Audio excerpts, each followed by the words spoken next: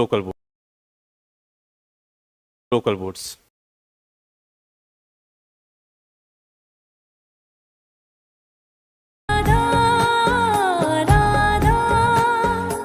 Hello hello hello hello Radha Radha Radha Radha Radha Radha Radha Radha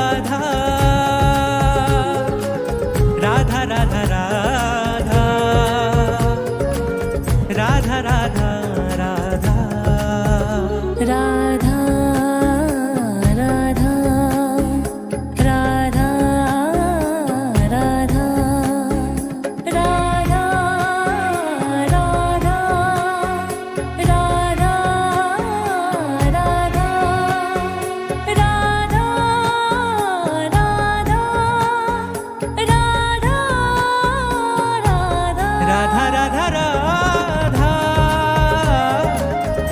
Radha Radha Radha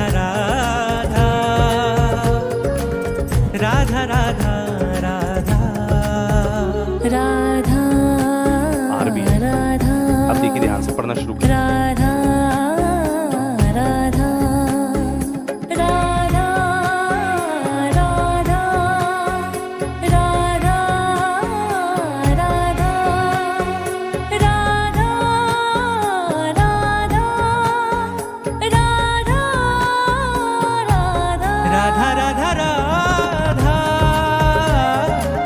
Radha Radha Radha hello hello hello hello hello hello Radha Radha Radha चलो चलो चलो चलो लेट्स स्टार्ट द क्लास। आइए हेलो हेलो हेलो ओके आ जाओ आ जाओ। हेलो मेरे बच्चे, a very good morning. How are you all? I am sorry, कैसे हैं आप सब? Hope you all are doing great at your home.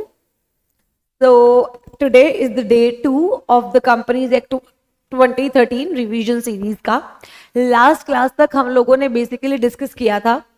अच्छा, मेरी आवाज ठीक है ना? मेरी आवाज बहुत ज्यादा तो नहीं है? लास्ट क्लास तक हम लोगों ने डिस्कस किया था कि कंपनी क्या होती है, कंपनी के फीचर्स, फिर कॉर्पोरेट व्हील, फिर कॉर्पोरेट व्हील की एक्सेप्शंस, राइट? आई होप वहां तक सबको क्लियर है।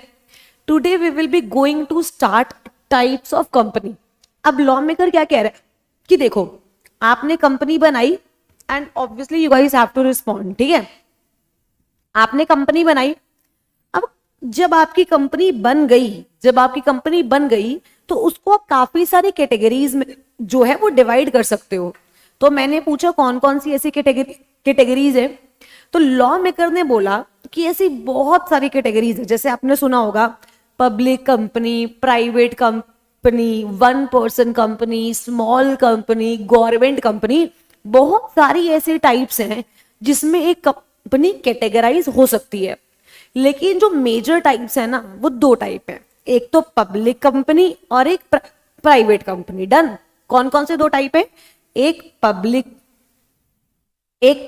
कंपनी और एक private company. I am sorry यार, इतनी हिचकी क्यों आ रही है? कौन याद कर रहा है? और एक private company. Just give me a minute.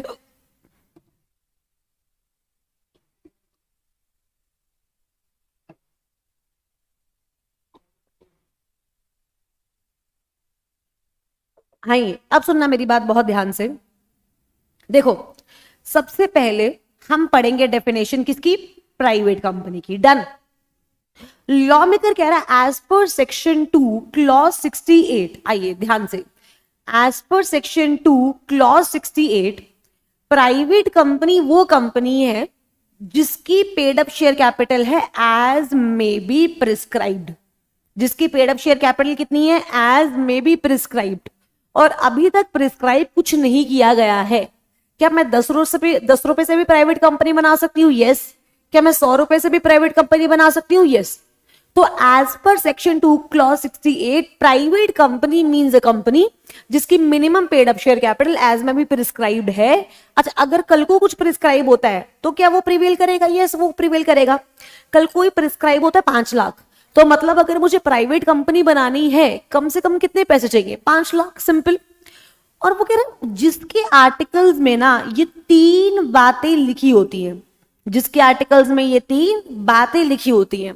अब सवाल आता है मैम ये आर्टिकल्स क्या होते हैं? अभी के लिए रुको, नेक्स्ट क्लास में आपको पता चल जाएगा, बट थोड़ा सा हिंट देती हूँ। यूजुअली क्या होता है, जब एक कंपनी फॉर्म होती है तो उसको 2 डॉक्यूमेंट्स होते हैं जो उसके बहुत इंपॉर्टेंट डॉक्यूमेंट्स होते हैं जो उसे फ्रेम करने होते हैं। एक तो होता है आर्टिकल ऑफ एसोसिएशन और एक होता है memorandum of association. Article of association और दूसरा क्या होता है, मेमोरेंडम ऑफ एसोसिएशन।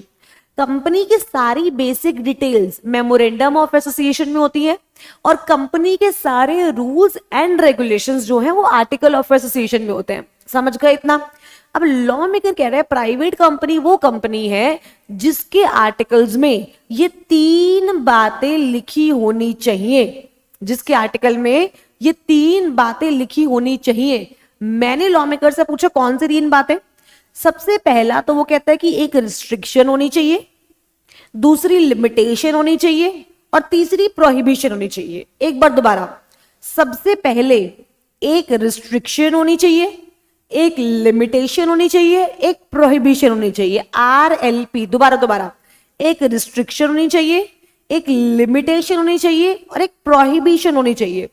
मैं मुझे एक बात बताओ, ये तीनों वर्ड्स अलग हैं? बिल्कुल ये तीनों वर्ड्स अलग हैं।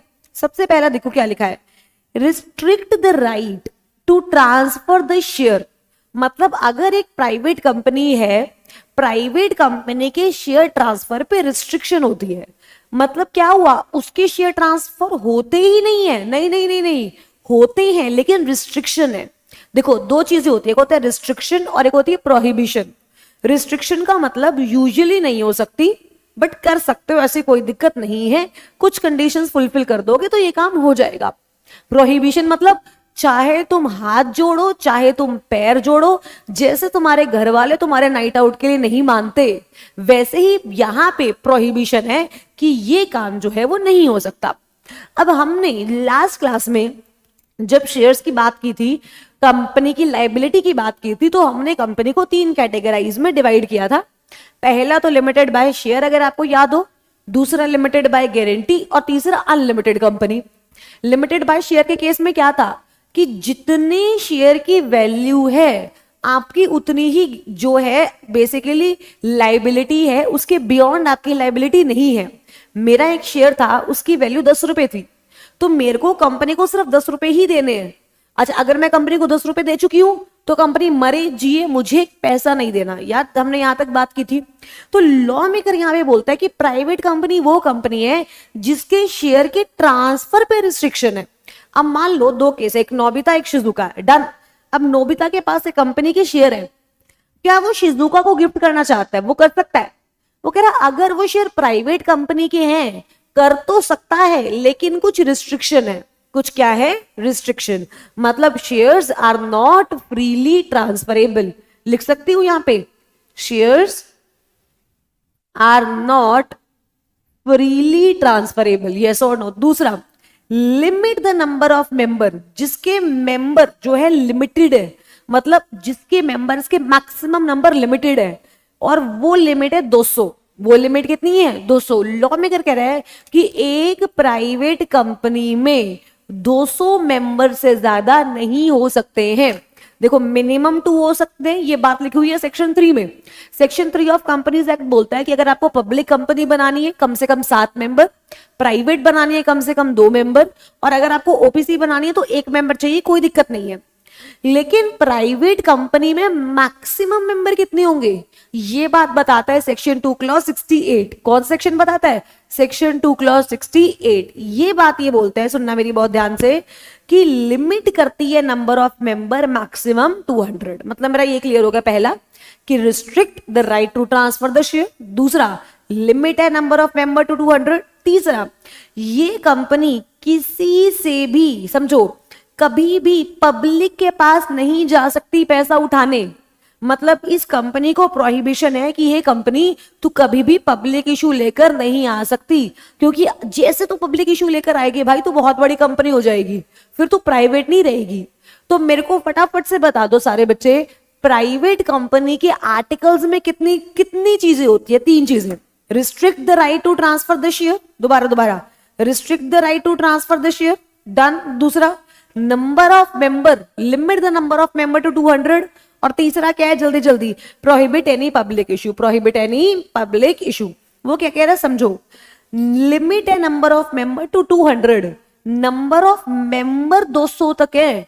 क्या नंबर ऑफ डिबेंचर होल्डर्स 200 से ज्यादा भी हो सकते हैं? Yes.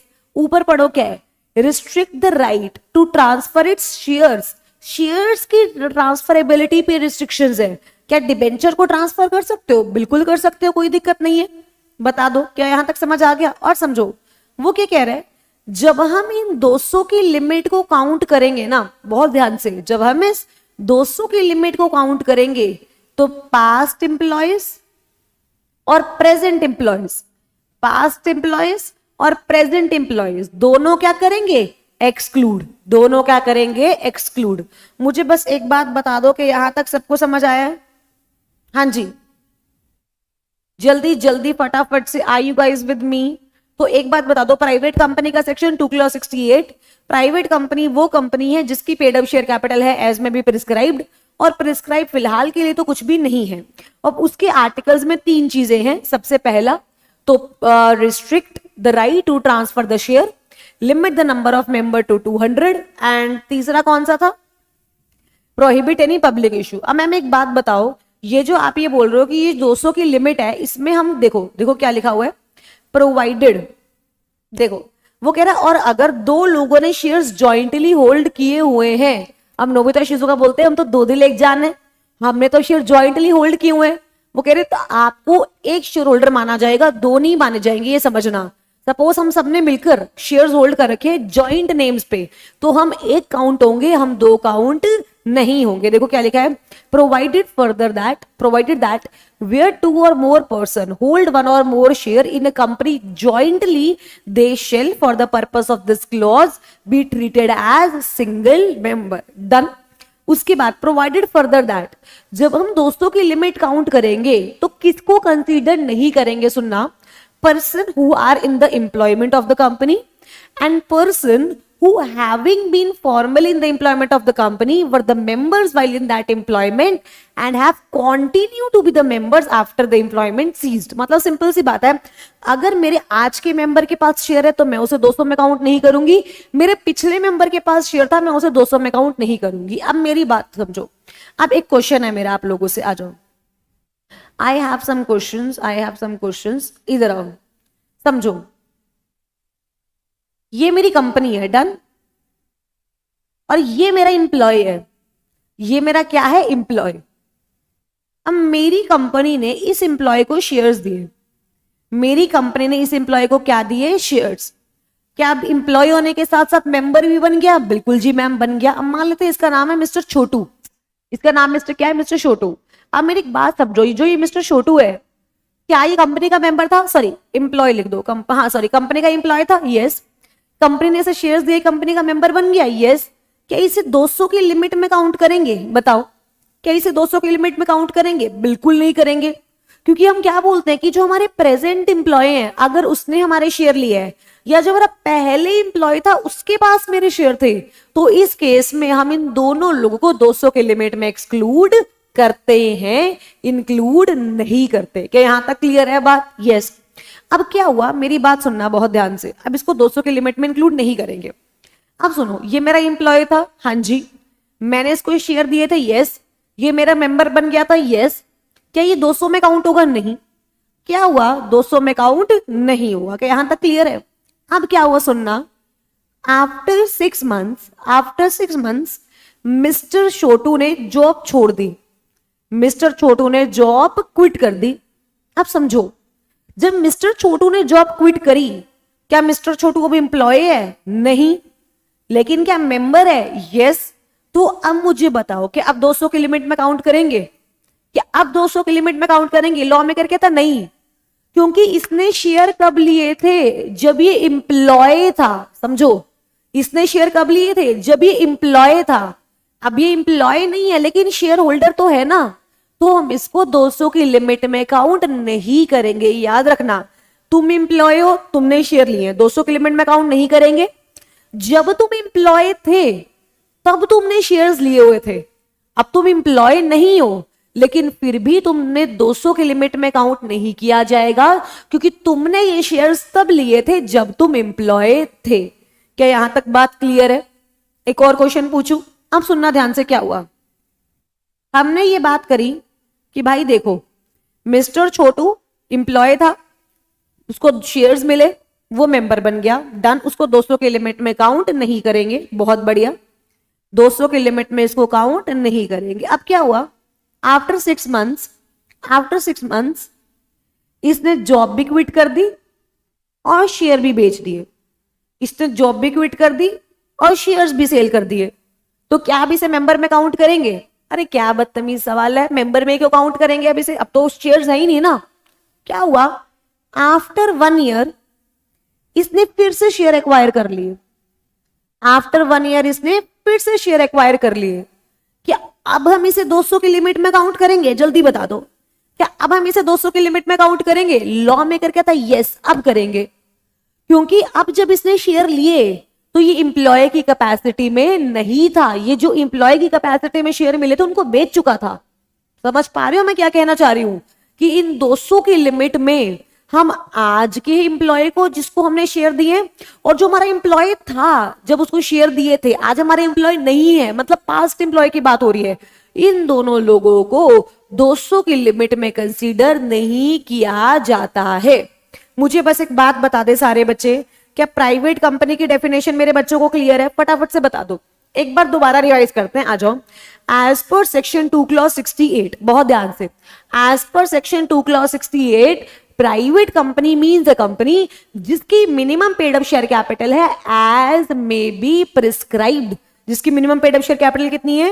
As may be prescribed, और जिसके आर्टिकल्स में 3 चीजें हैं। पहला, restrict the right to transfer the share. दूसरा, limit the number of member to 200।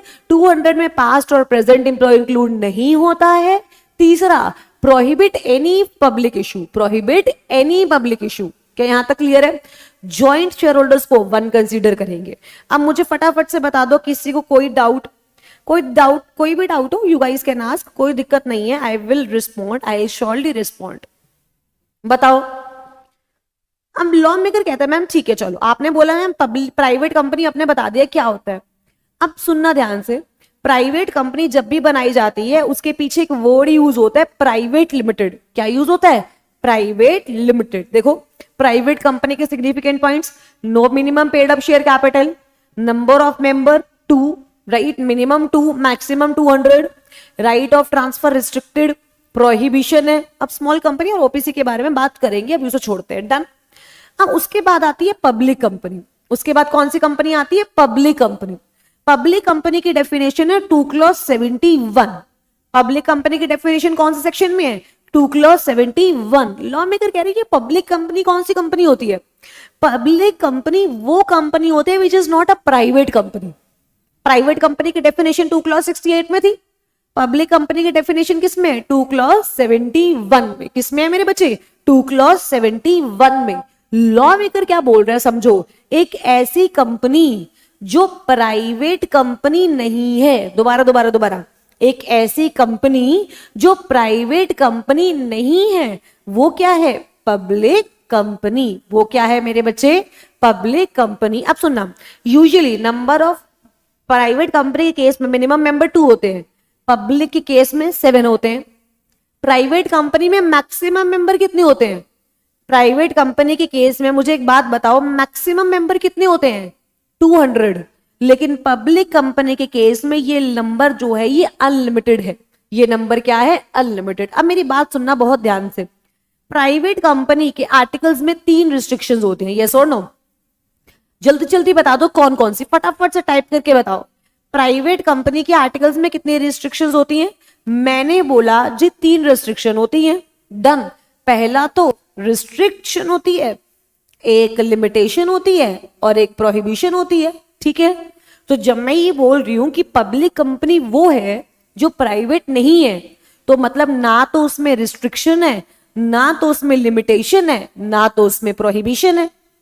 मतलब क्या जो मेरी प्राइवेट कंपनी है, सॉरी जो पब्लिक कंपनी है, उसके शेयर्स फ्रीली ट्रांसफरेबल है? यस, पब्लिक कंपनी के शेयर्स क्या है? Freely transferable. क्लियर है? दूसरा, क्या लिमिट है उस पे 200 मेंबर्स की? नहीं, उसके जितने मर्जी मेंबर हो सकते हैं। क्या प्रोहिबिशन है उसमें पब्लिक इशू के? नहीं, पब्लिक कंपनी पब्लिक इशू ला सकती है। तो पब्लिक कंपनी पे ना ही मैक्सिमम मेंबर्स की रिस्ट्रिक्शन है, ना ही शेयर ट्रांसफर की रिस्ट्रिक्शन है, और ना ही उसे ये बोला गया है कि तुम पब्लिक इशू नहीं ला सकती। तुम बिल्कुल पब्लिक इशू लेकर आ सकती हो। और जो पब्लिक कंपनी होती है उसके पीछे वर्ड यूज होता है पब्लिक लिमिटेड या फिर नॉर्मली लिमिटेड। प्राइवेट कंपनी के पीछे हम वर्ड यूज कर सकते हैं प्राइवेट लिमिटेड। क्या यूज करते हैं? Private limited. लेकिन पब्लिक के पीछे सिर्फ क्या वर्ड यूज होता है? लिमिटेड। क्या वर्ड यूज होता है? लिमिटेड। मुझे एक बात बताओ, पब्लिक और प्राइवेट का मतलब समझे आप लोग? पब्लिक और प्राइवेट का मतलब समझे? फटाफट से बता दो यस और no. Are you guys with me? Are you guys with me? फटाफट से यस और नो, फिर उसके बाद हम आगे बढ़ेंगे मेरे बच्चे। उसके बाद will move ahead. I hope this is okay, this is clear. पक्का? चलो अब सुनना मेरी बात बहुत ध्यान से। अब बोला गया है कि देखो, हम कंपनीज को मोटा मोटा 3 पार्ट्स में डिवाइड करते हैं। यूजुअली हम कंपनीज को कितने पार्ट्स में डिवाइड करते हैं? 3 पार्ट्स में। सबसे पहला पब्लिक कंपनी, दूसरा प्राइवेट कंपनी और तीसरा ओपीसी। पब्लिक कंपनी क्लियर है, प्राइवेट कंपनी क्लियर है। पब्लिक कंपनी का सेक्शन 2 क्लॉज 71, प्राइवेट कंपनी का 2 क्लॉज 68। अब आता OPC. This is the most most most important concept, याद रखना ओपीसी। सुनना, अब ओपीसी क्यों बनाई गई? ओपीसी इसलिए बनाई गई क्योंकि जो एक सोल प्रोप्राइटरशिप थी उसके अपने फायदे थे ऑब्वियसली। अब मेरे को अकेले ही बिजनेस करना है, लेकिन सोल प्रोप्राइटरशिप में क्या था? मेरी लाइबिलिटी बहुत ज्यादा अनलिमिटेड थी कि भाई अगर मेरी दुकान को कुछ हो गया ना तो भाई उस इंसान के कपड़े तक बिक जाएंगे। ये सिनेरियो था। अब लॉ मेकर ने इस बात को समझा और कंपनीज एक्ट 2013 में एक नया एंटिटी, एक नई टाइप की कंपनी लेकर आया एज पर सेक्शन 2 क्लॉज 62, जिसे हम बोलते हैं 1 पर्सन कंपनी। क्या बोलते हैं? 1 पर्सन कंपनी। अब हमने पढ़ा कि एक प्राइवेट कंपनी में मिनिमम मेंबर 2 और मैक्सिमम मेंबर 200। एक पब्लिक कंपनी में मिनिमम मेंबर 7 और मैक्सिमम अनलिमिटेड। लेकिन ओपीसी में क्या होता है? मिनिमम भी 1 मेंबर और मैक्सिमम भी 1 मेंबर। दोबारा से, मिनिमम भी 1 मेंबर और मैक्सिमम भी 1 मेंबर। एक मेंबर से ज्यादा ओपीसी में नहीं हो सकता। मतलब वो एक मेंबर अपनी कंपनी को रजिस्टर्ड कराता है और उसे हम क्या बोल देते हैं? ओपीसी। और उसे हम क्या बोल देते हैं? ओपीसी। अब सुनना मेरी बात ध्यान से। सेक्शन 3 ये बात बोलता है कि भाई अगर तुमने पब्लिक कंपनी बनानी है तो 7 और मोर मेंबर होने चाहिए। अगर तुमने प्राइवेट कंपनी बनानी है 2 और मोर पर्सन होने चाहिए। लेकिन अगर तुमने ओपीसी बनानी है तो एक ही इंसान होना चाहिए बस। अब मैम आप मेरे को एक बात बताओ, आपने ये बात बोली कि ओपीसी में सिर्फ 1 पर्सन होगा। ओपीसी में सिर्फ क्या होगा? 1 पर्सन। बट इफ वो मर गया तो? अब आप किसी की मृत्यु को तो देखो कंट्रोल नहीं कर सकते ना। अगर वो मर गया तो फिर ओपीसी में कोई रह ही नहीं जाएगा ना। लॉ मेकर ने कहा चिंता नॉट, मैं हूं ना। लॉ मेकर ने बोला कि जब ओपीसी बनेगी उसका मेमोरेंडम भी बनेगा, क्योंकि सारी कंपनीज का बनता है। यस, मेमोरेंडम में ना आप एक नॉमिनी का नाम डाल देना। किसका नाम डाल देना? नॉमिनी। मैंने बोला ये नॉमिनी का मतलब क्या है? नॉमिनी मतलब एक ऐसा इंसान जो मेंबर के मरने के बाद मेंबर बनेगा। अब समझो क्या हुआ, 2 लोग हैं, एक नोबिता और एक शिजुका। अब नोबिता ने ओपीसी बनाई तो मेंबर कौन है? नोबिता। लेकिन कल को नोबिता का जिस तरीके का दिमाग है, नोबिता किसी भी टाइम पागल हो सकता है, नोबिता को कुछ भी हो सकता है। यस और नो? तो कल को नोबिता को कुछ हो गया, नोबिता पागल हो गया, नोबिता की कैपेसिटी ही नहीं रही मेंबर बनने की, तो शिजुका को नॉमिनी बनाया गया है कि अगर नोबिता को कुछ हो गया तो नोबिता की जगह नया मेंबर कौन बनेगी? शिजुका। नया मेंबर कौन बनेगी? शिजुका। तो नॉमिनी इज अ पर्सन कि अगर मेरे मेंबर की डेथ हो जाती है तो उस टाइम पे तो यार सब सुना सुना हो जाएगा ना। उस सुने को फिर से चहल पहल करने कौन आता है? नॉमिनी। कौन आता है? नॉमिनी। मान लो मैम मेरा मेंबर अमर है, मेरा मेंबर अमर है, तो कभी भी नॉमिनी जो है वो मेंबर बन ही नहीं पाएगा। बिल्कुल नहीं बन पाएगा, बिल्कुल नहीं बन पाएगा, कोई दिक्कत है ही नहीं। बताओ समझ आया आप सबको? नहीं आया? नॉमिनी का मतलब क्या होता है ये समझ आया? तो देखो जो उसका मेमोरेंडम होगा उसमें नेम ऑफ मेंबर भी लिखा जाएगा और नेम ऑफ नॉमिनी भी लिखा जाएगा। अब बस मुझे एक बात बताओ, लॉ मेकर कह रहा है तुम नॉमिनी का नाम लिख रहे हो, मतलब अगर कल को तुम्हें कुछ हुआ तो क्या नॉमिनी मेंबर बनेगा? यस। तो क्या नॉमिनी की कंसेंट भी होनी चाहिए? बताओ, क्या नॉमिनी की कंसेंट भी होनी चाहिए? तो कह रहा है नॉमिनी की प्रायर रिटर्न कंसेंट भी लेनी है। पहले मुझे यहां तक बताओ, ओपीसी जितना मैंने बताया है नॉमिनी और मेंबर के बारे में, क्या वो तुम सबको क्लियर है? क्या वो तुम सबको क्लियर है? जल्दी जल्दी बताओ, हाँ या ना। मैम अगर मेंबर से पहले नॉमिनी मर गया तो बताओ, अब बताओ अब क्या करेंगे बच्चे? अगर मेंबर से पहले नॉमिनी मर गया तो नॉमिनी को चेंज कर देंगे, और क्या होगा? चेंज कर देंगे ना, क्या कर सकते हैं बताओ। इस केस में किसी को कोई दिक्कत? अब समझो क्या हुआ, मेंबर की डेथ हो गई तो अब क्या होगा, नॉमिनी विल, ये देखो इसने अपने हाथ पीले कर लिए, क्या होगा, nominee will become the member. क्या क्लियर है? अब देखो अब क्या हुआ, अब देखो दो लोग थे, मेंबर और नॉमिनी, डन, दो लोगों ने कंपल्सरी नहीं, यस, मेंबर टपक गया, नॉमिनी आ गया। अब नॉमिनी तो मेंबर बन गया, लेकिन नॉमिनी की पोजीशन फिर खाली होगी, यस और नो? तो लॉ मेकर कह रहा है जैसे ही नॉमिनी मेंबर बना, जैसे ही नॉमिनी मेंबर बना, उसके 15 दिन के अंदर अंदर नॉमिनी जो है वो दूसरे नॉमिनी को क्या करेगा, नॉमिनेट। नॉमिनी दूसरे नॉमिनी को क्या करेगा, नॉमिनेट। क्या यहां तक क्लियर है? यस। अब वो बोल रहा है, समझो, नॉमिनी से कंसेंट लेनी है, यस। क्या नॉमिनी बोल सकता है मेरे को नहीं बनना तेरा मेंबर, मेरे को बनना ही नहीं तेरा नॉमिनी, दफा हो जाए यहां से? बिल्कुल बन सकता है।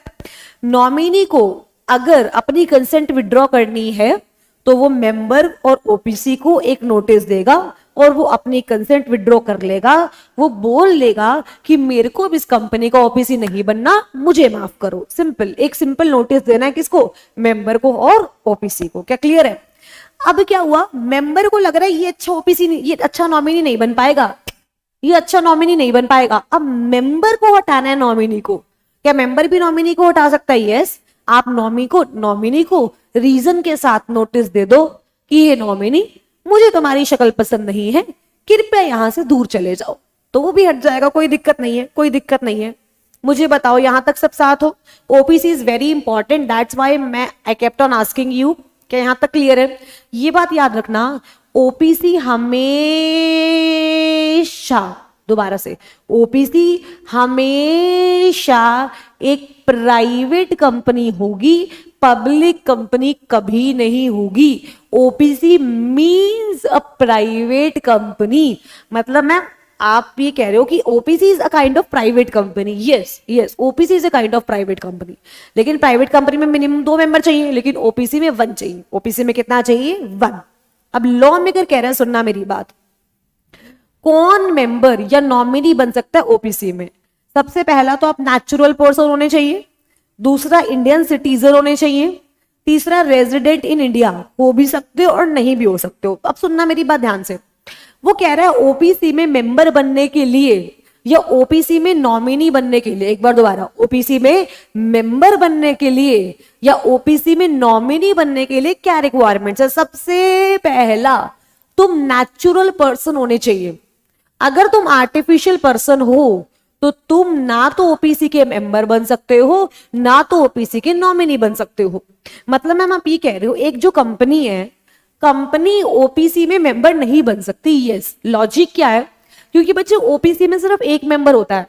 यस और नो? ओपीसी में सिर्फ कितना मेंबर होता है? एक। अगर वो एक भी आर्टिफिशियल आ जाएगा तो बताओ कंपनी कैसे चलेगी? यस और नो? तुम नेचुरल पर्सन होना चाहिए। क्या तुम नेचुरल हो? यस, तुम लोग नेचुरल हो। सबसे पहला नेचुरल पर्सन, दूसरा इंडिया के सिटीजन होने चाहिए, दूसरा इंडिया के सिटीजन होने चाहिए, चौथा रेजिडेंट हो भी सकते हो और नहीं भी हो सकते, it is totally optional. Resident होता कौन है?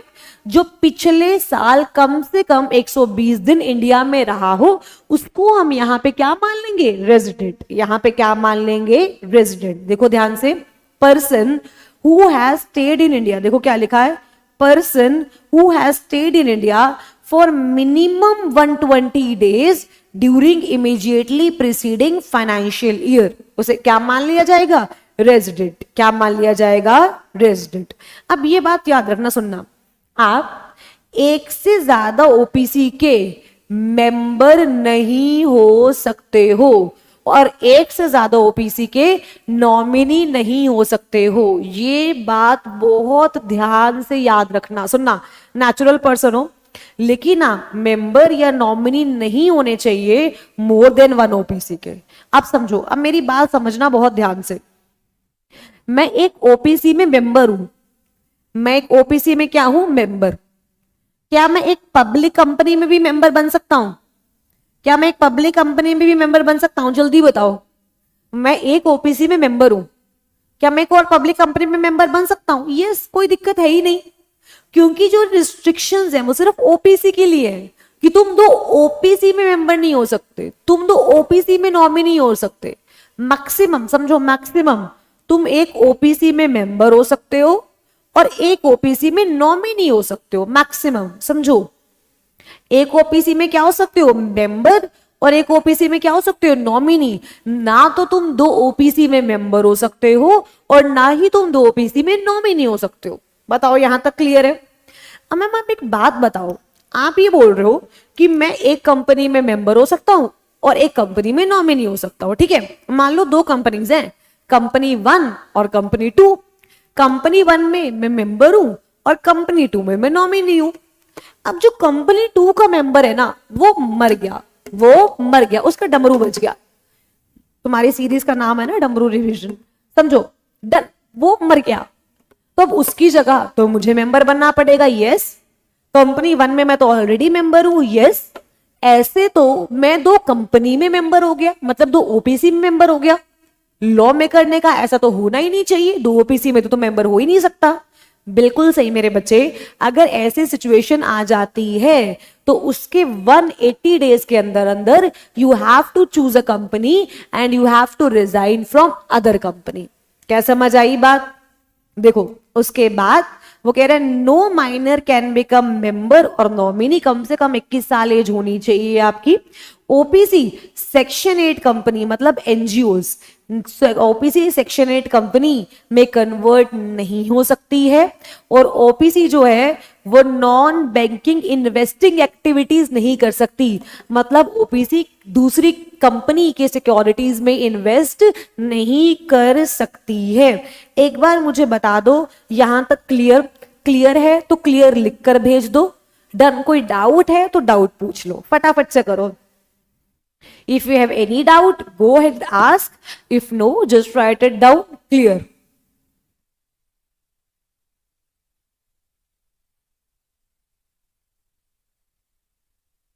नलायकों, कुछ तो लिख के भेजो। क्या क्या कर रहे हो भाई तुम लोग? ये पागल वागल हो गए हो हैं? आओ इधर देखो, आइए रिपीट, दोबारा रिपीट। क्या रिपीट करना है अयान? मुझे एक बात बता दो बच्चे, what you want me to repeat? एक कोई proper provision, what you want me to repeat? Ma'am Indian contract act कब कराओगे? ये हो जाए कंपनीज एक्ट, फिर कराते हैं। What you want me to repeat Ayaan? आइए देखो, एक बार हम ओपीसी दोबारा से मैं आपको क्विक रिवीजन करवाती हूँ। As per section 2 clause 62, then section कौन सा? 2 क्लॉज 62। ओपीसी एक ऐसी कंपनी है जिसमें एक ही मेंबर होता है, एक से ज्यादा मेंबर नहीं होते हैं। डन। अब वो एक मेंबर है, कल को उसको कुछ हो भी सकता है, तो उसके लिए उसको अपना नॉमिनी बिठाना बहुत जरूरी है।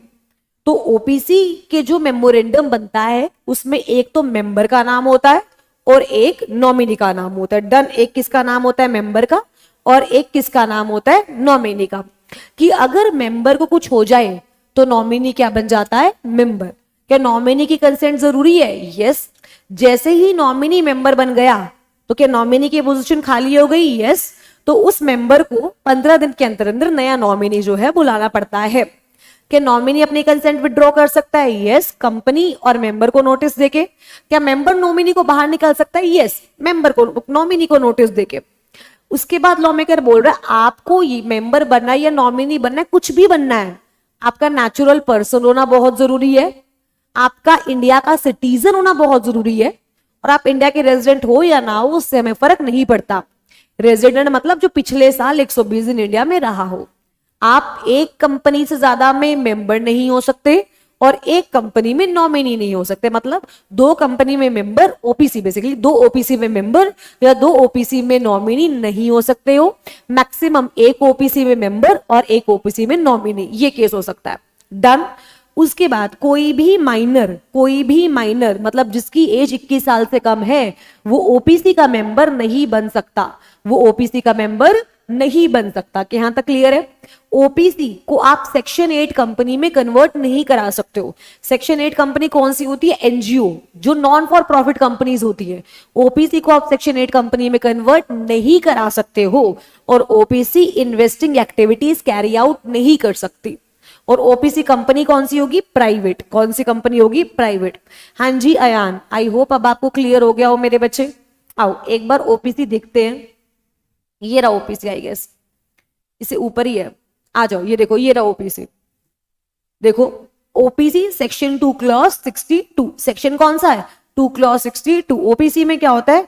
Only 1 person as the member. Done. Nominee होना चाहिए। देखो, the memorandum of OPC shall indicate the name of other person who shall in the event of the subscriber's death, subscribers मतलब members death or his incapacity to contract became member of the company। क्या उसकी consent लेनी जरूरी है? Yes. OPC हमेशा कौन सी company होगी? Private company. कौन सी होगी? Private company. देखो, no minor shall become member or nominee in OPC. Such company cannot be incorporated or converted into Section 8 company. Such company shall not carried out non-banking financial investment company. कि यहां तक हमें 3 companies हो गई हमारी, public company, private company, OPC. के यहां तक कोई दिक्कत किसी को? कि यहां तक मेरे बच्चों को कोई दिक्कत आई होप नहीं होनी चाहिए। देखो, on the basis of liability हमने 3 पार्ट्स में डिवाइड किया। On the basis of liability हमने 3 पार्ट्स में डिवाइड किया। Limited by share, limited by guarantee, unlimited company. On the basis of number of members भी हमने 3 पार्ट्स में डिवाइड किया। Public company, private company, OPC. Public company 2 clause 71, private company 2 clause 68 और OPC 2 clause 62। I hope यहां तक done है। अब हम करेंगे on the basis of control. On the basis of control कि किस पे किसकी कितनी चलती है bro. On the basis of control का मतलब किस पे किसकी कितनी चलती है। दोबारा, किस पे किसकी कितनी चलती है। तो इस पे भी ऑलमोस्ट 3 टाइप्स की कंपनी है। एक आती है होल्डिंग कंपनी, एक आती है सब्सिडरी कंपनी और एक आती है एसोसिएट कंपनी। अब इसको हमें बहुत ध्यान से समझना है। देखो, एक आती है होल्डिंग कंपनी, एक आती है सब्सिडरी कंपनी और एक कौन सी आती है? Associate company. अब आइए समझो। सबसे पहली बात करते हैं होल्डिंग कंपनी। वो कह रहा होल्डिंग कौन है? देखो मुझे बताओ होल्डिंग कौन है। जैसे मैं आपसे डिफाइन करूं हस्बैंड वाइफ की, बताओ मुझे हस्बैंड वाइफ कौन है? हस्बैंड कौन है? जिसकी वाइफ है। वाइफ कौन है? जिसका हस्बैंड है। मतलब तो यही निकलता है ना। देखो, हस्बैंड कौन है? जिसकी वाइफ है। वाइफ कौन है? जिसका हस्बैंड है। तो होल्डिंग कौन है? जिसकी कोई सब्सिडरी है। सब्सिडरी कौन है? जिसकी कोई होल्डिंग है। बताओ, होल्डिंग कौन है? जिसकी कोई क्या है? सब्सिडरी। और सब्सिडरी कौन है? जिसकी कोई क्या है? होल्डिंग। मतलब आप ये मान के चलो, समझो, ये जो बड़ी कंपनी होती है जिसका कंट्रोल होता है उसे बोलते हैं होल्डिंग। उसे क्या बोलते हैं? होल्डिंग। और जिसपे कंट्रोल होता है उसे बोला जाता है सब्सिडरी। उसे क्या बोला जाता है? सब्सिडरी। एक बार दोबारा दोबारा दोबारा, जिसका कंट्रोल होता है उसे क्या बोलते हैं? होल्डिंग। दोबारा, जिसका कंट्रोल होता है उसे क्या बोलते हैं? होल्डिंग। जिस पे कंट्रोल होता है उसे क्या बोलते हैं? सब्सिडरी। मैम हमें ये समझ आ गया। मान लो 2 कंपनीज हैं, कंपनी 1 और कंपनी 2। कंपनी 1 का कंट्रोल है कंपनी 2 पे, तो कंपनी 1 होल्डिंग कंपनी है और कंपनी 2 सब्सिडरी कंपनी है। क्लैपिंग क्लैपिंग क्लैपिंग क्लैपिंग, बहुत बढ़िया, बहुत गजब। अब मैम कंट्रोल का मतलब क्या? आपने ये बोला कंट्रोल, कंट्रोल का मतलब क्या? आइए समझते हैं। देखो, होल्डिंग सब्सिडरी कंपनी समझते हैं पहले। सब्सिडरी कंपनी की डेफिनेशन है 2 क्लॉज 87 में और होल्डिंग कंपनी की डेफिनेशन है 2 क्लॉज 46 में। एक बार दोबारा, 1 मिनट रुको, एक बार दोबारा। सब्सिडरी कंपनी की डेफिनेशन है 2 क्लॉज 87 में और होल्डिंग कंपनी की डेफिनेशन है 2 क्लॉज 46 में। मैम प्राइवेट कंपनी की थी 2 क्लॉज 68 में, पब्लिक की थी 2 क्लॉज 71 में, ओपीसी की थी 2 क्लॉज 62 में, कंपनी की डेफिनेशन थी 2 क्लॉज 20 में, सब्सिडरी की है 2 क्लॉज 87 में, होल्डिंग की है 2 क्लॉज 46 में। मुझे एक बात बता दो, क्या सेक्शन याद कर लोगे जल्दी जल्दी? क्या सारे सेक्शन याद हैं? याद कर लेंगे मेरे बच्चे सारे सेक्शंस? जल्दी जल्दी बताओ फटाफट से। तो देखो अब लॉ मेकर क्या कह रहा है कि सब्सिडरी का मतलब क्या है? It means a company in which the holding company, ध्यान से दो कंडीशंस है। कितनी कंडीशंस है? दो, समझो। या देखो सबसे पहली, exercise more than 50% of total voting power. मतलब मैम आप ये देखो, ये कंपनी 1 है और ये कंपनी 2 है।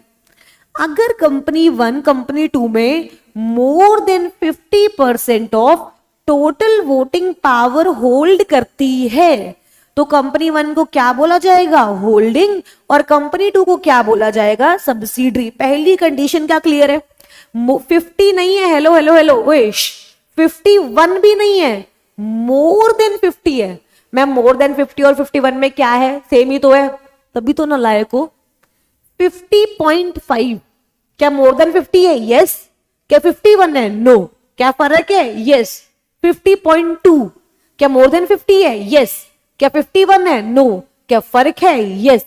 फर्क है, फर्क है, फर्क है। तो समझो, जब एक कंपनी दूसरी कंपनी में 50 नहीं, 51 नहीं, मोर than 50% of paid up share capital नहीं है, हेलो जिंदालाश हो, पेड अप शेयर कैपिटल नहीं है, इधर इधर ढंग से बैठ जाओ, कसम से बता रही हूं, बहुत पिट जाओगे मुझसे, एकदम ढंग से, कमर सीधी तरीके से। मोर than 50% of total voting power hold करती है तो ये रिश्ता क्या कहलाता है? होल्डिंग और सब्सिडरी का। डन। या तो आप मोर than 50% of total voting power hold करो, या फिर आप बोर्ड की कंपोजिशन कंट्रोल करो। आप क्या करो? बोर्ड की कंपोजिशन। अब बोर्ड की कंपोजिशन का मतलब क्या है? सुनना मेरी बात, देखो कहां गया, देखो बोर्ड की कंपोजिशन मतलब यहां पे होगा, shall be deemed to be controlled by other company if that other company by exercise of some power at its discretion can appoint or remove all or majority of directors of the company। मतलब क्या है कि अगर एक company मेरे majority या सारे directors appoint और रिमूव करने की पावर रखती है तो भी वो मेरी कौन सी कंपनी हुई? होल्डिंग। तो भी वो मेरी कौन सी कंपनी हुई? होल्डिंग। अब मेरी बात समझो, शुटकू, एक है शुटकू लिमिटेड और एक है शुटकी लिमिटेड। एक मिनट रुको, मैं आपको दोबारा समझाती हूं। आ जाओ आ जाओ आ जाओ आ जाओ। देखो ये है शुटकू लिमिटेड और ये है शुटकी लिमिटेड। डन है। वो कह रहा है पहला, अगर शुटकी लिमिटेड की कम से कम more than 50% of total voting power hold करता है तो शुटकू होल्डिंग और शुटकी सब्सिडरी। अब हमने बोला ना जी ना, मोर than 50% total voting power hold नहीं करता, लेकिन कंट्रोल करता है the composition of board of director. Control क्या करता है? The composition of board of director. मतलब मैम दोनों में से एक कंडीशन सेटिस्फाई करनी है? यस। दोनों नहीं करनी है, दोबारा से, दोनों नहीं करनी है, दोनों में से एक सेटिस्फाई करनी है। या तो तुम क्या कर रहे हो? मोर than 50% of total voting power hold कर रहे हो, या फिर तुम कंट्रोल कर रहे हो the composition of board of director. अब composition of board of director का क्या मतलब होता है कि या तो तुम दूसरी कंपनी के सारे डायरेक्टर्स अपॉइंट और रिमूव कर सकते हो या मेजॉरिटी ऑफ डायरेक्टर्स अपॉइंट और रिमूव कर सकते हो, तो तुम उस कंपनी की क्या कहलाओगे? होल्डिंग, और वो कंपनी तुम्हारी क्या कहलाएगी? सब्सिडरी। मुझे एक बात बताओ, क्या ये दो कंडीशन याद हो गई सबको? फटाफट से जल्दी, क्या ये दो कंडीशंस मेरे बच्चों को याद हो चुकी हैं? क्या ये दो कंडीशंस मेरे बच्चों को याद हो चुकी हैं? फटाफट बता दो भाई मुझे, फटाफट। आओ एक क्वेश्चन समझो, एक है गोला लिमिटेड, डन, और एक है गोली लिमिटेड। एक है गोला लिमिटेड और एक है गोली लिमिटेड। अब समझो, गोला लिमिटेड ने 51% of total voting power hold की हुई है गोली लिमिटेड की। डन। तो क्या गोला होल्डिंग हो गई? यस।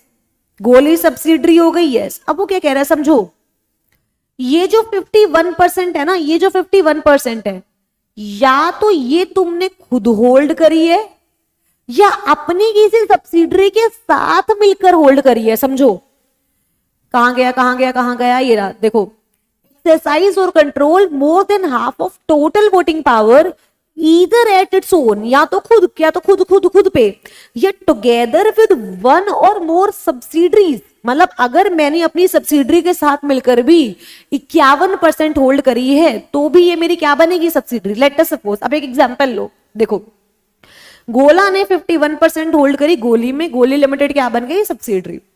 अब एक और कंपनी बनती है, अब एक और कंपनी बनती है गोलू लिमिटेड, अब एक और कंपनी बनती है गोलू लिमिटेड, जिसमें गोला लिमिटेड ने 30% लगाया है और गोली लिमिटेड ने 21% लगाया। दोबारा, गोला ने कितना लगाया है? 30%, और गोली ने कितना लगाया है? 21%।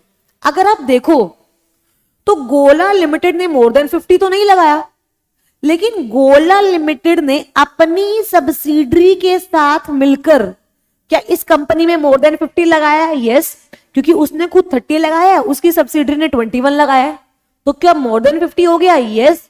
तो क्या ये जो गोलू लिमिटेड है, क्या ये भी गोला की सब्सिडरी बन गई? बता दो जल्दी, क्या ये गोलू लिमिटेड में गोला की सब्सिडरी बन गई? वो कह रहे मोर देन 50, या तो तुमने खुद लगाया है या अपनी किसी सब्सिडरी के साथ मिलकर भी लगाया है ना, तो भी तुम मेरी होल्डिंग बन जाओगे, तो भी तुम मेरी होल्डिंग बन जाओगे। मुझे बताओ कोई दिक्कत? जल्दी जल्दी फटाफट से, क्या कोई दिक्कत है? यहां तक कोई रोना धोना बताओ, आइए।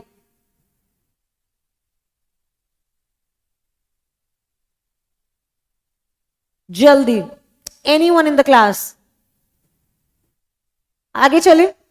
अब सुनना मेरी एक और बात सुनना, अब एक और बात सुनना। आइए एक और क्वेश्चन समझो। मेरी 3 कंपनीज हैं। डन। आइए, मेरी कितनी कंपनीज हैं? 3। बहुत इजी एग्जांपल ले रही हूं, A limited, B limited, C limited. नो क्या मतलब? समझ नहीं आया किस लिए नो है, एक बार बताओ तो सही। A limited, B limited, C limited. Done. अब समझो, ए लिमिटेड ने बी लिमिटेड की 60% ऑफ टोटल वोटिंग पावर ली हुई है। डन। ए लिमिटेड ने सी लिमिटेड में 10% ऑफ टोटल वोटर पावर ली हुई है और बी लिमिटेड ने सी लिमिटेड में 51% ऑफ टोटल वोटिंग पावर ली हुई है। क्लियर है? सिनेरियो समझ आ गए? सिनेरियो समझ आया कि ए लिमिटेड ने बी लिमिटेड में 60% of total voting power hold की है, ए लिमिटेड ने सी लिमिटेड में 10% वोटिंग पावर होल्ड की है और बी लिमिटेड ने सी लिमिटेड में 51% of total voting power hold की है। अब अगर आप ध्यान से समझो, अगर आप ध्यान से समझो तो मुझे ये पता लग रहा है कि जो ये बी लिमिटेड है ना, ये ए लिमिटेड की सब्सिडरी है, क्योंकि ए लिमिटेड ने मोर देन 50% होल्ड किया हुआ है। तो ये जो बी लिमिटेड है ये ए लिमिटेड की क्या है? सब्सिडरी। ठीक है जी, कोई दिक्कत नहीं है। अब इस बी लिमिटेड ने सी लिमिटेड में 51 होल्ड किया हुआ है। कितना होल्ड किया है? 51। मोर देन 50 है तो सिंपल सी लिमिटेड है सब्सिडरी ऑफ बी लिमिटेड की। अगर देखा जाए तो ए लिमिटेड ने कितना होल्ड किया है? 10। बी ने कितना किया है? 51। मतलब ए लिमिटेड ने अपनी सब्सिडरी के साथ मिलकर, दोबारा ए लिमिटेड ने अपनी सब्सिडरी के साथ मिलकर क्या मोर देन 50% होल्ड कर लिया? नहीं कर लिया? बताओ, कर लिया नहीं कर लिया? हेलो हेलो हेलो, मैम बाहर आ जाओगे क्या? इधर इधर, कर लिया नहीं कर लिया? कर लिया। तो क्या जो सी लिमिटेड है वो बी लिमिटेड की सब्सिडरी के साथ साथ क्या ए लिमिटेड की सब्सिडरी बन गई? नहीं बन गई? बता दो। ए लिमिटेड की सब्सिडरी बन गई नहीं बन गई? मुझे जल्दी बता दो फटाफट से। क्या यहां तक क्लियर है? एक और क्वेश्चन हो जाए। क्या यहां तक मेरे बच्चों क्लियर है? फटाफट से फटाफट से। पक्का पक्का? आइए अब सुनना मेरी बात ध्यान से। अब 4 कंपनीज लेते हैं, राइट? अब 4 कंपनीज लेते हैं। आ जाओ इधर, आ जाओ फटाफट से। देखो, pizza limited, burger limited, Coke limited, momos limited, 4 companies है, ठीक है। अब समझो, जो पिज्जा लिमिटेड है उसने बर्गर लिमिटेड में 51% टोटल वोटिंग पावर ली हुई है। जो बर्गर लिमिटेड है उसने कोक लिमिटेड में 51% ऑफ टोटल वोटिंग पावर ली हुई है। और जो कोक लिमिटेड है उसने मोमोज लिमिटेड में 51% ऑफ टोटल वोटिंग पावर ली हुई है। उसने क्या किया हुआ है? 51% में टोटल वोटिंग पावर ली हुई है। अब मुझे बस ये बता दो कौन किसका क्या है, जल्दी जल्दी, कौन किसका क्या है। अब देखो, पिज्जा लिमिटेड ने 51% लिया टोटल वोटिंग पावर, तो क्या बर्गर लिमिटेड सब्सिडरी हुई पिज्जा की? बता दो जल्दी, क्या सब्सिडरी हुई पिज्जा की? यस। अब सॉरी, बर्गर ने कोक में 51 लिया हुआ है, तो कोक क्या सब्सिडरी हुई बर्गर की? यस। कोक ने मोमोज में 51% लिया हुआ है, तो क्या मोमोज सब्सिडरी हुई कोक की? यस, बिल्कुल बिल्कुल यस। कि यहां तक क्लियर? एकदम सिंपल चीज है, एकदम सिंपल है, ज्यादा कॉम्प्लिकेटेड नहीं करना। तो मैम आप क्या बोलना चाहते हो कि होल्डिंग और सब्सिडरी मतलब क्या? एक बार दोबारा बताओ। देखो, सब्सिडरी कंपनी ऑब्वियसली जिस पे कंट्रोल है उसको सब्सिडरी बोलते हैं, और जिसका कंट्रोल है उसको होल्डिंग बोलते हैं। मतलब जिस कंपनी ने दूसरी कंपनी के या तो more than 50% of total voting power ली हो, या जो कंट्रोल करता हो composition of board of director. Control the composition of board of director का क्या मतलब होता है? या तो अपॉइंट या रिमूव करना सारे या मेजॉरिटी ऑफ डायरेक्टर, तो दूसरी कंपनी को सब्सिडरी बोला जाता है। क्या यहां तक क्लियर है? यस। ये याद रखना, किसी भी कंपनी की 2 लेयर से ज्यादा सब्सिडरी नहीं हो सकती। मतलब 2 से ज्यादा सब्सिडरी नहीं हो सकती। गलत गलत गलत। सब्सिडरी तो मेरी 100 हो सकती है, समझो, सब्सिडरी तो मेरी 100 हो सकती है, लेयर 2 से ज्यादा नहीं हो सकती। लेयर मतलब वर्टिकल, हॉरिजॉन्टल तो जितनी मर्जी हो सकती है। अब समझना, अब लॉ मेकर क्या कहता है? Subsidiary of subsidiary is deemed subsidiary. अब मान लो यहां तक छोड़ने ना ड्राइवर आता है मुझे, समझो मैं आती हूं वैगनार में। मैं किस में आती हूं? वैगनार, नाम तो सुना ही होगा। मैंने एक ड्राइवर रखा हुआ है जो मुझे वैगनार में छोड़ने आता है, डन। और वो ड्राइवर मेरे घर तक मर्सिडीज में आता है, उसको उसका ड्राइवर छोड़ने आता है। समझ रहे हो क्या सिचुएशन है? मैं वैगनार में आती हूँ, मेरा ड्राइवर मुझे छोड़ने आता है, मेरा ड्राइवर मर्सिडीज में आता है अपने ड्राइवर के साथ।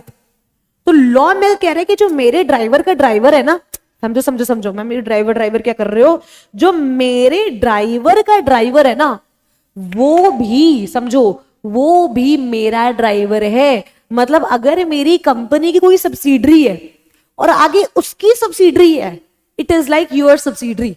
मतलब आपके बच्चे का बच्चा आपका बच्चा, ठीक है, यही तो है ना, आपके बच्चे का बच्चा आपका बच्चा, आपकी सब्सिडरी की सब्सिडरी आपकी सब्सिडी, आपकी सब्जी की सब्जी आपकी सब्जी। सब्जी नहीं है, सब्जी है, सब्जी, याद रखना बच्चे, सब्जी सुन लो, समझो। तो मेरी कंपनी की अगर कोई सब्सिडरी है और उसकी आगे कोई और सब्सिडरी है, तो मानूंगी कि मेरी वो सब्सिडरी है। Let us take an example, 3 companies है, ए, बी और सी, ठीक है। बी जो है वो सब्सिडरी है ए की, और सी जो है वो सब्सिडरी है बी की। तो अगर आप देखो तो ए के अकॉर्डिंग देखो, तो क्या मेरी सब्सिडरी की सब्सिडरी सी हुई? तो मैं मान लूंगी सी ए की भी क्या है? सब्सिडरी। सी ए की भी क्या है? सब्सिडरी। अब देखो ये 2 लेयर हुई, ए की सब्सिडरी बी, लेयर 1 ये, और बी की सब्सिडरी सी, लेयर 2 ये। इससे ज्यादा सब्सिडरी नहीं हो सकती, मतलब सी की आगे सब्सिडरी नहीं हो सकती है। अब मुझे बता दो बच्चे, यहां तक किसी को कोई दिक्कत, किसी को कोई डाउट? हाँ जी, पक्का पक्का, आगे चले। अब सुनना मेरी बात ध्यान से, आ जाओ एक बार देख लेते हैं। ये रहा होल्डिंग और सब्सिडरी, देखो यही लिखा था ना, company includes body corporate layer in relation to holding company means subsidiary, right. देखो A will be subsidiary of B if B control the composition of board of directors of A. मतलब if B can, without the consent or approval of any other person, appoint or remove majority of directors of A, or A will be the subsidiary of B if B holds more than 50% of the share capital of A. क्या clear है यहां तक? पक्का पक्का। अब वो कहता है समझो, अगर एक पब्लिक कंपनी है, समझो अभी हमने पब्लिक कंपनी की बात की थी 2 clause 71, अगर उस पब्लिक कंपनी की कोई सब्सिडरी है, दोबारा उस पब्लिक कंपनी की कोई क्या है, सब्सिडरी, तो उसको भी हम क्या मान ले जाएंगे, पब्लिक कंपनी। क्या मान लिया जाएगा, पब्लिक कंपनी। मतलब मैम पब्लिक कंपनी की सब्सिडरी को आप पब्लिक मान रहे हो, यस, पब्लिक कंपनी की सब्सिडरी को क्या माना जाता है, पब्लिक। दोबारा से, पब्लिक कंपनी की सब्सिडरी को क्या माना जाता है, पब्लिक। मैम मतलब एक बात बताओ, आप ये कहना चाहते हो, सुनना, आप मेरे को बताना कि आप ये कहना चाहते हो, ठीक है जी, आजो आजो आजो आजो आजो आजो आजो आजो आजो आजो आजो आजो आजो आजो आजो आजो। अब सुनना, ये मेरी पब्लिक कंपनी है, डन, इसकी जो सब्सिडरी है वो पब्लिक है, तो मानना क्या है, ये तो है ही पब्लिक, ये तो है ही पब्लिक ना, तो कोई दिक्कत ही नहीं है, पब्लिक ही मानेंगे। लेकिन मेरी पब्लिक कंपनी की सब्सिडरी प्राइवेट है, तो क्या मान लिया जाएगा उसे, पब्लिक। क्या मान लिया जाएगा, पब्लिक। मुझे बताओ यहां तक आई गेस जितना करा है एकदम क्लियर है। हमने कहां से स्टार्ट किया था, public company, private company, OPC, holding company, subsidiary company, 5 companies के बारे में हमने बात करी, डन। अब आगे चलते हैं। देयर इज अ अलग टाइप ऑफ कंपनी जिसे हम बोलते हैं एसोसिएट कंपनी। हम उसे क्या बोलते हैं, एसोसिएट कंपनी। अब समझो एसोसिएट कंपनी का मतलब क्या होता है, वो कह रहा है, अब समझो अगर मेरी कंपनी किसी कंपनी पे, समझो अगर मेरी कोई कंपनी किसी कंपनी पे सिग्निफिकेंट इन्फ्लुएंस जमाती है, दोबारा, मेरी कोई कंपनी किसी दूसरी कंपनी पे अगर सिग्निफिकेंट इन्फ्लुएंस जमाती है, तो वो जो दूसरी कंपनी होगी ना, वो होगी मेरी एसोसिएट कंपनी। वो कौन सी कंपनी होगी, मेरी associate company. Ma'am significant influence का मतलब क्या, समझो, या तो मोर देन और equal to 20% of total voting right उस कंपनी के पास है, राइट। और दूसरा, वो कंपनी के मैनेजमेंट डिसीजंस में हेल्प करती है। देखो, the expression significant means control of at least 20% of total voting power, और कंट्रोल और participate in business decisions, control और पार्टिसिपेट इन बिजनेस डिसीजंस। मुझे बताओ कि यहां तक क्लियर है, यहां तक क्लियर है। अब मेरी बात सुनना, आप मेरी एसोसिएट कब बनोगी, समझो, आप मेरी एसोसिएट कब बनोगी, आप मेरी एसोसिएट कब बनोगी, क्या कोई मुझे बता सकता है। When you will be my associates, when you will be my associates, हाँ जी, when you will be my associates। सुनना, वो कह रहा है या तो दूसरी कंपनी पे, सुनो, या तो दूसरी कंपनी का कम से कम 20, सब्सिडरी के केस में था मोर देन 50, याद रखो, सब्सिडरी के केस में क्या था, मोर देन 50, यहां क्या है, कम से कम 20, यहां क्या है, कम से कम, मतलब 20 और मोर, वहां मोर देन 50 था, 50 कंसीडर नहीं होगा।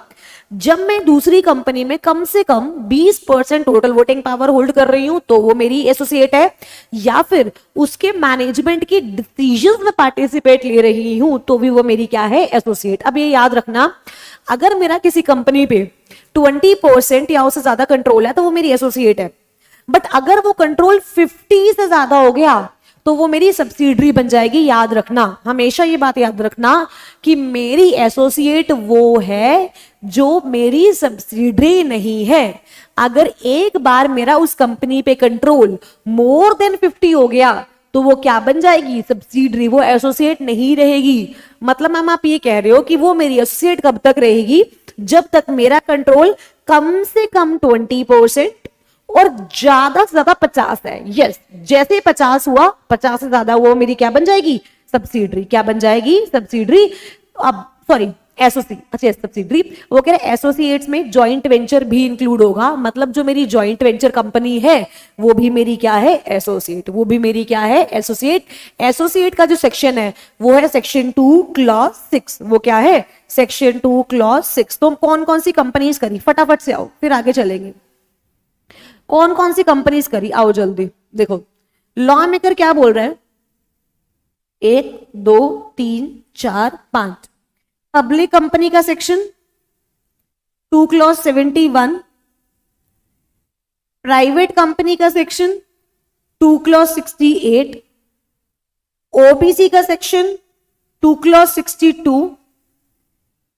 एसोसिएट का सेक्शन 2 क्लॉज 6, सब्सिडरी का सेक्शन 2 क्लॉज 87 और होल्डिंग कंपनी का सेक्शन 2 क्लॉज 46। होल्डिंग कंपनी का सेक्शन 2 क्लॉज 46। बच्चे दोनों नहीं है, दोनों में से एक है, या तो कम से कम 20% ऑफ टोटल वोटिंग पावर या फिर बोर्ड ऑफ डायरेक्टर्स का डिसीजन में कंट्रोल। दोनों में से एक है मेरे बच्चे, दोनों नहीं है, दोनों नहीं है रजो, दोनों नहीं है। क्या क्लियर है? आगे चले, आइए अब हम एक और कंपनी के बारे में बात करते हैं जिसे हम बोलते हैं सेक्शन 8 कंपनी। जिसे हम क्या बोलते हैं?